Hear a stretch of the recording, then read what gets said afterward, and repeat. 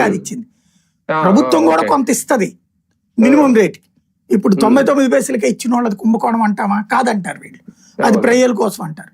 ఇక్కడ అట్లా అతని పరిశ్రమ పెట్టనివ్వాల. వాస్తవంగా అక్కడ ఒక షిప్ యార్డ్ కట్టి షిప్ యార్డ్ తో పాటుగా నడపాలన్నది ప్లానింగ్. అది రస్సాల్ ఖైమా అనేటటువంటి దేశంతో కుదుర్చుకున్న ఒప్పందం కిందన రస్సాల్ ఖైమా తరపున అతని ప్రతినిధి. ఆ విధంగా జరిగింది. అతని ఆస్తులు సీజ్ చేశారు. మొన్న అడ్వకేట్ అథారిటీ అని ఉంటది, అంటే ఈడీ సీజ్ చేసిన ఆస్తుల్ని మీదన మనం అప్పీల్ చేయొచ్చు ట్రిబ్యునల్ ముందు. అడ్వకేటింగ్ అథారిటీ ముందు అప్లై చేశాడు. అతను పెట్టుబడులు పెట్టింది ముందు, ఆ తర్వాత ఆ ప్రాజెక్ట్ జరిగింది. ముందు పెట్టుబడులు పెట్టినటువంటిది అది అవినీతి కిందకి ఎట్లొస్తుంది?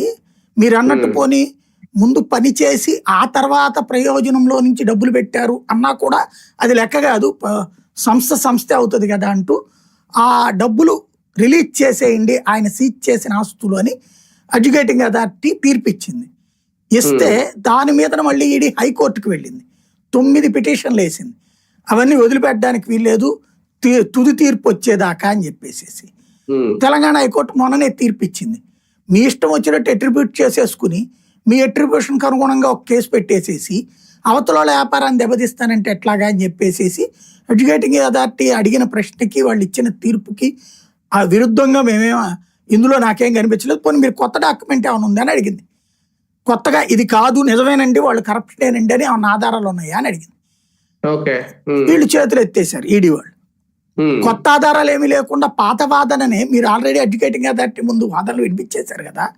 వాళ్ళు చెప్పిన తీర్పు చాలా స్పష్టంగా ఉంది. పెట్టుబడి పెట్టింది ముందు, కొనుగోలు చేసింది తర్వాత కొనుగోలుకి ముందే కుంభకోణం చేశారంటే ఎట్లుంటది? ఆల్రెడీ సాక్షిలో పెట్టుబడులు పెట్టినటువంటి 20 మందిలో వాళ్ళు కూడా ఒకటి,